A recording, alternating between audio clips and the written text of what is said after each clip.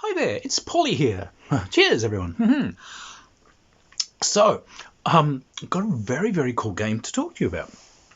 It is called Colostle, and it is charming, just absolutely charming. The production values are gorgeous, the art just stunning, and it's a fabulous, fabulous little world. So, this is an independent production from the UK, funded by Kickstarter and so on, but the guy's putting it out himself. You can see they're hardcover books. At the moment, there's two of them. There's Colossal and Colossal The Roomlands.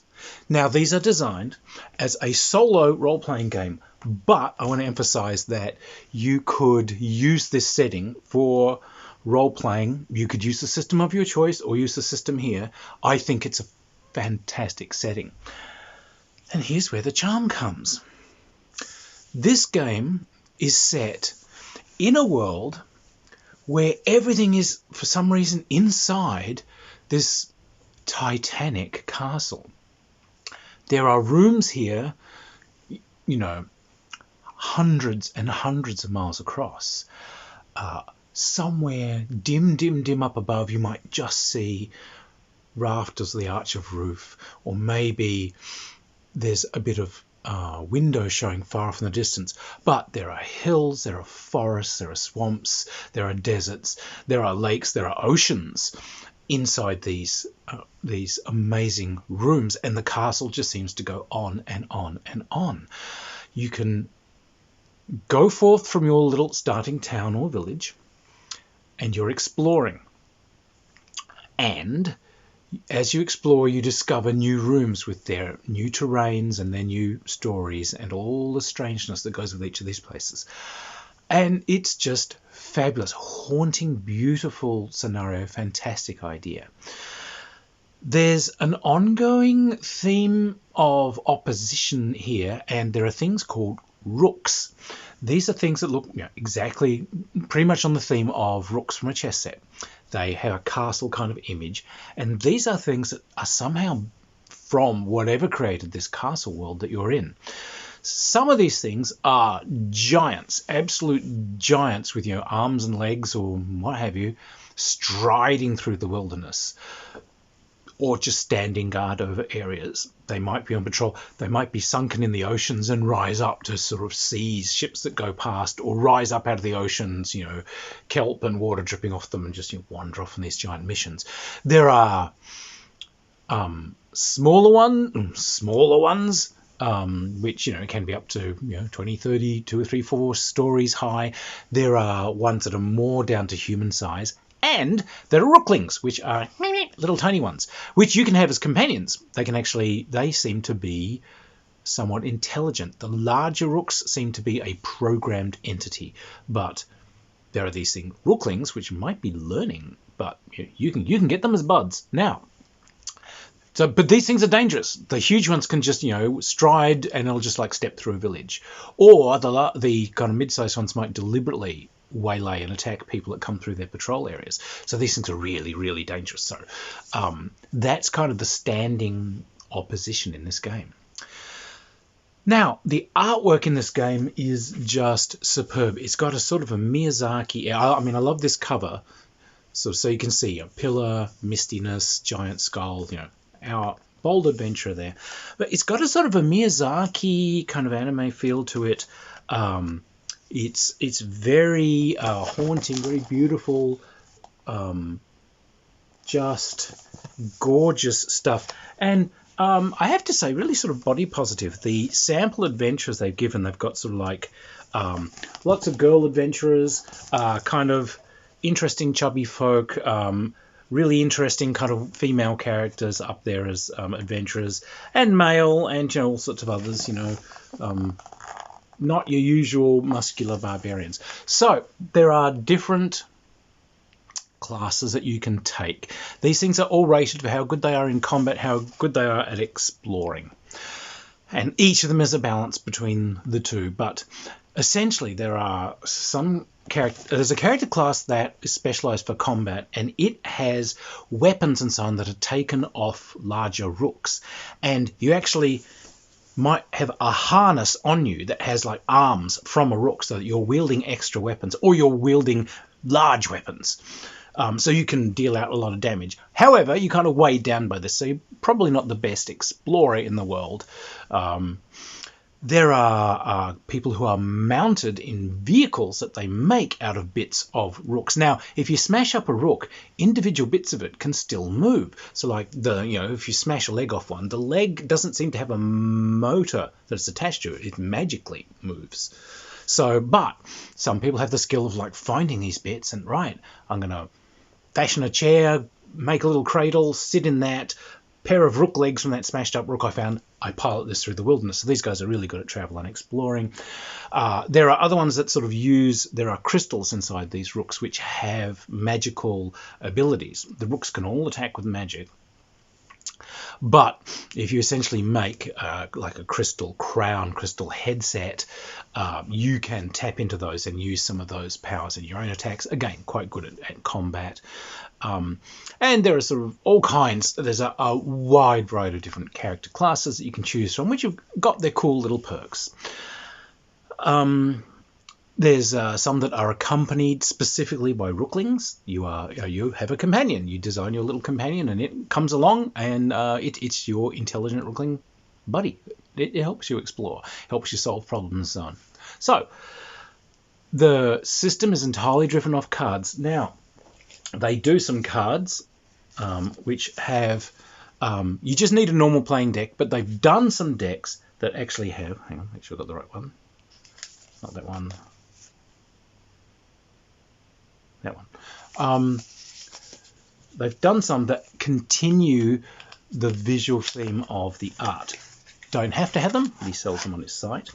And so, normal cards, but they do have illustrations of different types of foes, different types of terrain, different types of enemies you can encounter, different types of vehicles you might try flying in, or walking in, or swimming in, or riding in, different animals, different explorer types. So, worth getting those. There is a second set of cards that carry the theme of the Roomlands, the second book, on which more later. Right. What this game is, it is a series of beautiful random charts. So what you do is you set forth from your village or city, and you explore. Now, first off, there's your exploration turn. You draw cards, more or less cards, depending on what your exploration skill is. And you essentially refer to some core charts and tables which tell you what you're finding. Now, many of these lead off to secondary charts. So you can find ways through into other rooms and other environments. You go into a new environment, you can determine what the environment is, what's there. And then there are a series of different challenges and things you can go to. Some of these are movement-based challenges. You have to be able to find your way through a desert, through parched lands. You have to cross difficult terrain. When you come to ocean, you might have to find your way across it. Around it will take you a long time and consume resources. However, if you're one of the vehicle-based people, you can try and find a way of modifying your vehicle. So, yes, I've got my wonderful walker that I've made. Right. I'm going to fell a couple of logs, lash them together. My walker is going to kind of lie on them, and it's going to frog kick its way as the propeller. I'm going to guide this from the front, so I've got my sort of frog kick propelled raft to get me across the ocean. You can do all this. It's up to the player to kind of create a narrative that hooks all this together into a story. So one of the key ideas is that you will be having a journal.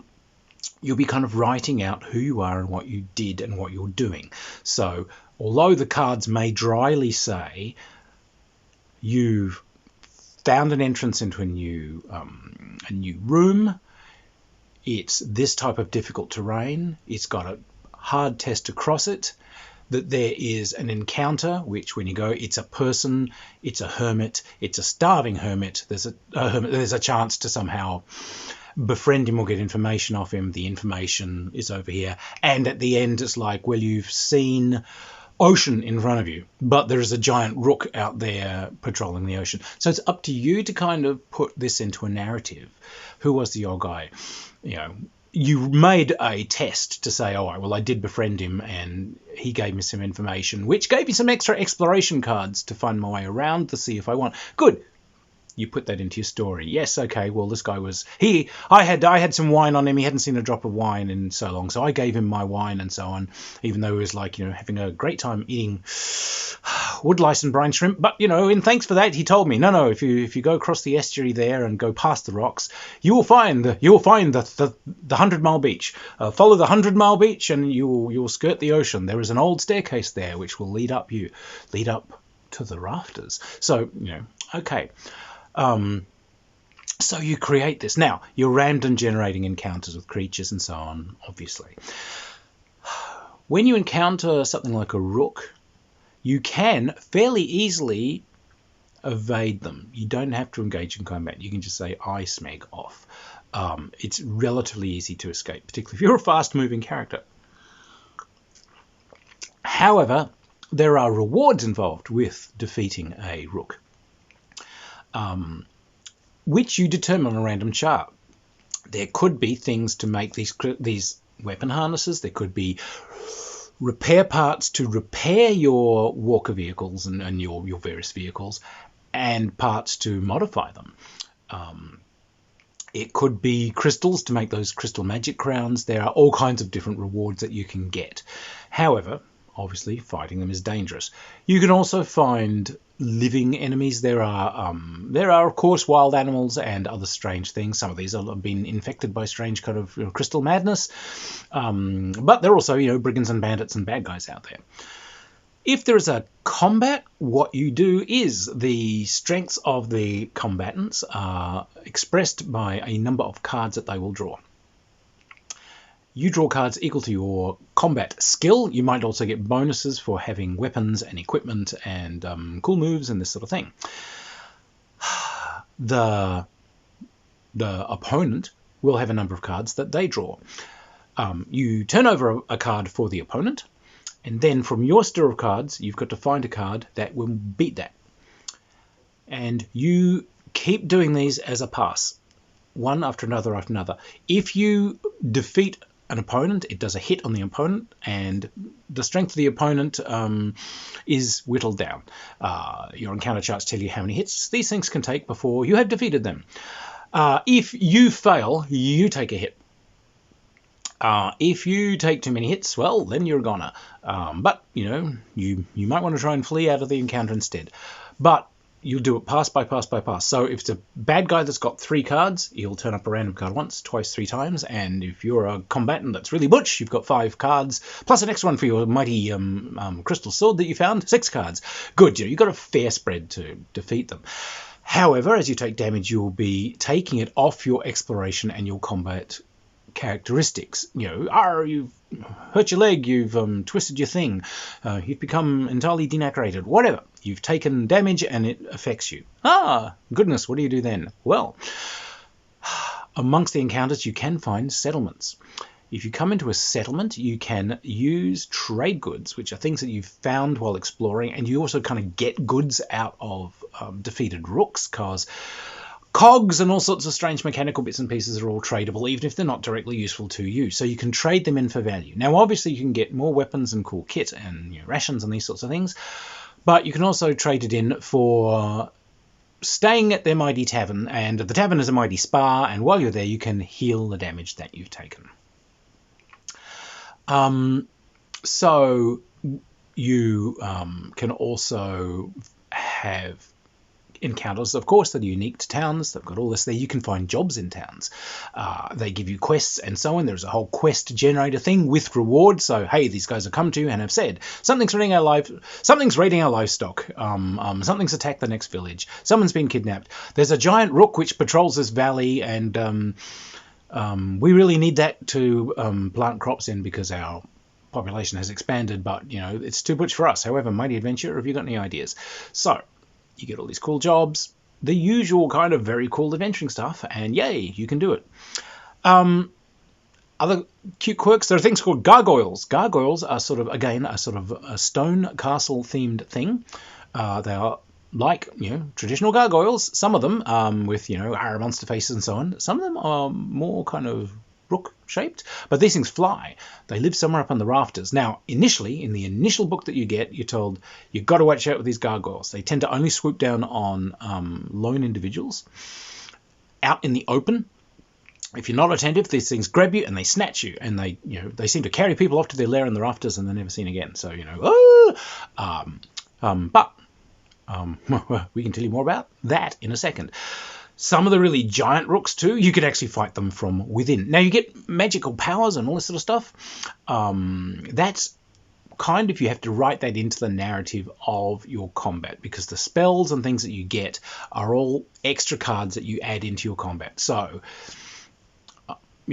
yes, you, in your little journal, yes, you duck, parry, dodged. Oh, I played my ice crystal spell ability that I learned. Good. And that was the thing that took it down. Yes, I ducked and dodged. I did a dive and roll under its massive, 30-foot long sword that it swung down at me, and then I fired my ice crystals to freeze its knee joint, and that's when I slammed my huge hammer into its shin, and I made it fall over. Great. That's the narrative.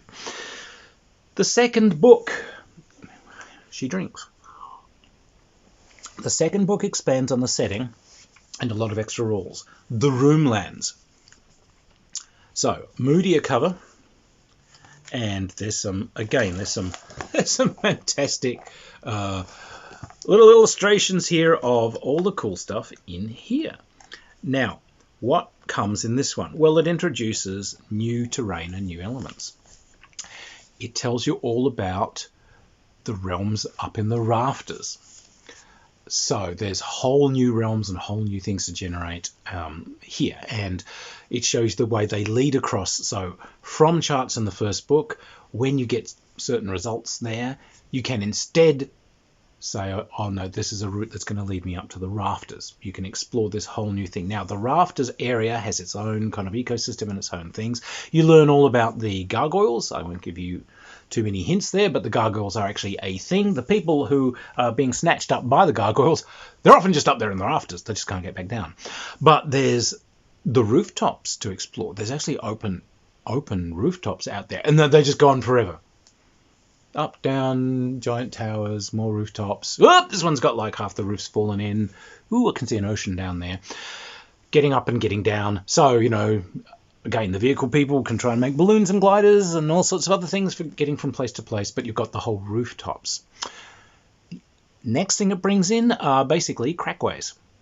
There are cracks in some of the walls, not huge, mighty doors and archways that lead through into, to tenant new rooms, but relatively narrow areas. Caves, crevices, gorges, and, let's face it, dungeons. Places that go into these, many thousands of feet thick rock walls and so on, and branch into interesting tunnelways. So there's a whole series of rules on generating these crackways and exploring them, and what lives in them and what's using them. A lot of bandits, a lot of creatures live in these things. The other thing it brings in is ice terrain, frozen terrain, and these sorts of things. So it brings in a lot of that. All of which is fun. Great stuff. It brings in a detailed city, a big old city here, and what you can get there, what happens there, explorers guilds and all these sorts of things to join, and resources to draw on. It's fun. They bring in new character classes, and there are, let's call them prestige classes. They bring in some extra classes that you can get only if you've been out exploring and you find some of these amazing new resources. And one of those things that you can do is the really titanic rooks that are out there. If you get inside one and defeat it without destroying it, and there are rules for how to do this, it's a little bit like in being inside a dungeon, because these have traps and things designed. But if you can infiltrate and get into it, you could use it as your mobile home. So you can go exploring, essentially, with a bedroom and your little library and a lounge room, and you've got a rooftop that's got a telescope on it, and this thing's striding its way across the cosmos. You've got a way for piloting it, and so you can stride around in this thing, which is really, really cool. And there are rules for maintaining those and keeping those. So you've got kind of a safe haven. You can also just stand at places if you're injured. You can stand this around for a while and you can heal. Or if the thing has taken damage because, you've been bashing up giant rooks in it or whatever, rules for generating what you need to keep this thing in repair and going. So wonderful, colourful, beautiful. Now, there's also some card sets. And there are some extra character classes that they've done. There are like, what do we got? Cartographers, inventors, and so on. These guys have their own card sets, and these are all explained on the website. Links below, obviously. These are new character classes that have their own special abilities, which are done via these card sets. You can invent and create things from bits of rook. The cartographers are quite good at exploring, but they kind of make actual kind of mapped areas. What's our other one? We've got one more, which is the researcher. Yeah. So this guy's been really good at expanding this whole setting. There is a Discord group. There's a number of real enthusiasts for this who are out there playing this thing. This setting is obviously loved, and rightly so. It's beautifully done. And as of time of filming, he's announced that another book is coming out with more things for the setting. So it is ongoing. So there'll be more. It's just beautiful. If you have kids, this would be a beautiful setting to run for kids. But just as kind of like a general adventure setting for people, what a fabulous idea. Completely different, charming, haunting. It's full of amazing vistas. It's what fantasy should be. Vistas, new discoveries, exploration, occasional, heart-pounding adventure, but, it's not about being a murder hobo. It's about actual adventure, getting out there and exploring a world, and what a world he's made. It's just the most beautiful piece of work. Like I said, all you need is the first book and an ordinary deck of playing cards, and you're off and running. Now, I'm going off on holidays myself soon. I will still be doing reviews for you from some really wacky places. I was going to take this along to review on site. I have to say, I adore this. The production qualities on this are so good that I'm not taking it, because each of these books is hardcover. You can see beautiful end papers and everything, but it is all gloss paper, heaviest possible grade, magnificent paper. Incredible value. However, the net result is this is a very heavy set, and I don't know what that is. That's got to be a kilo or more there. So that's like a sizable chunk of my cabin baggage would be just carrying this one game. So I'm not going to do it. So that might be a consideration. If you're going to a convention somewhere in your own home country, fantastic. Shove it in your bag. This is a great thing to play, evenings in the hotel, or just, play while you're on a road trip. You can narrate it for your friends in the car. But like I said, I'm not taking it. I'm not taking it in international cabin baggage. Oh no, I'm packing those bags empty so I can fill it full of silk.